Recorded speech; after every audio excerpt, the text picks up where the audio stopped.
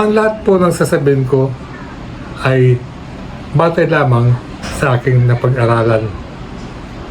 Hindi ko po pinipilit ang sinuman na maniwala sa lahat ng sasabihin ko.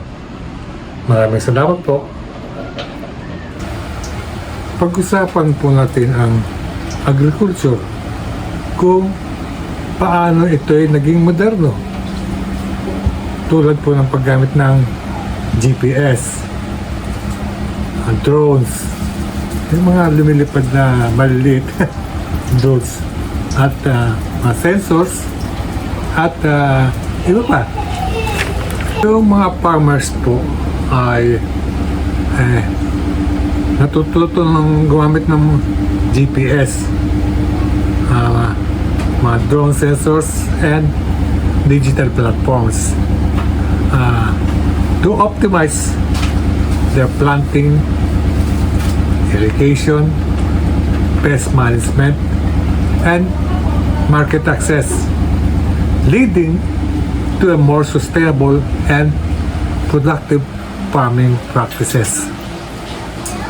Drones and satellite imagery are used for crop monitoring, assessing field conditions, and identifying areas that need attentions, enabling time interventions.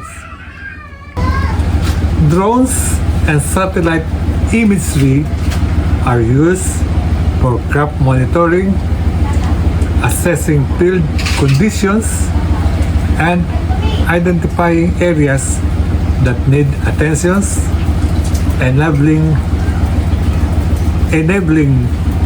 time interventions. The farmers can rely on TV forecasts to take appropriate precautions in time to minimize losses. Artificial intelligence.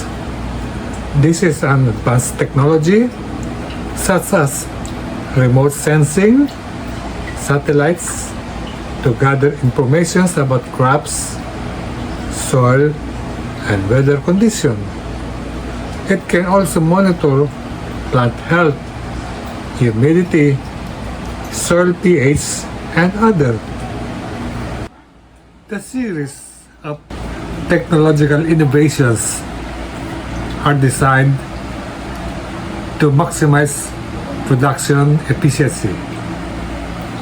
This is because of the renewable sources of energy that result in lower costs and increased sustainability. We have here the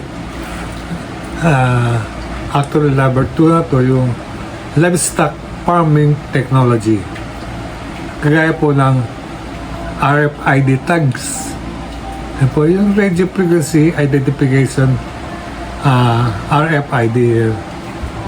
Ginagamit po ito livestock management tracking, animal movements, and monitoring them.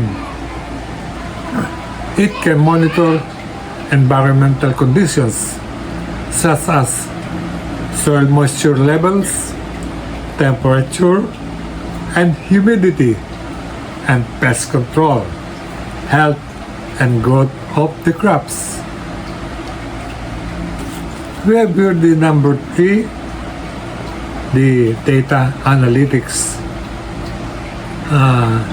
It emerged technologies to provide farmers with data-driven insights, allowing them to streamline farm management and improve animal care and productivity.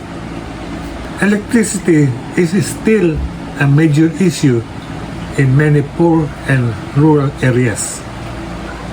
That's why alternative energies are an excellent examples.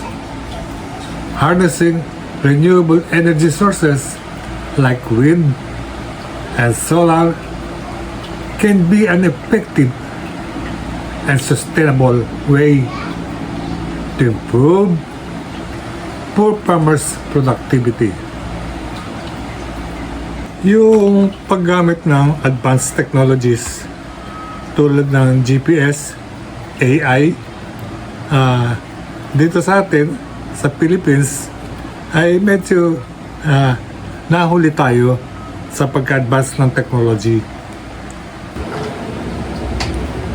Kulang pa po ang ating mga agricultural engineers o yung bisabe. Halos kakaunti pa lang ang bilang nito kumpara sa mga ibang engineers.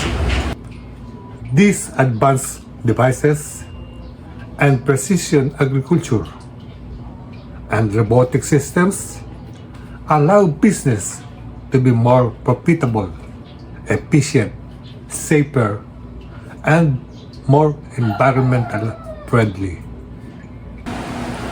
Hanggang dito na lang po at next time siguro ay ibang topic naman ang ating susubukin pagdating sa Bisayan o Bisabe. Maraming salamat po at ngayon ito sa susunod na linggo ay alsmal na araw na, kaya ko ay kaya medyo magkukuha ko ng mga picture o video ng mga alam niya, mga nagpipinitensya. Okay. Thank you very much and more power and God bless. Ingat.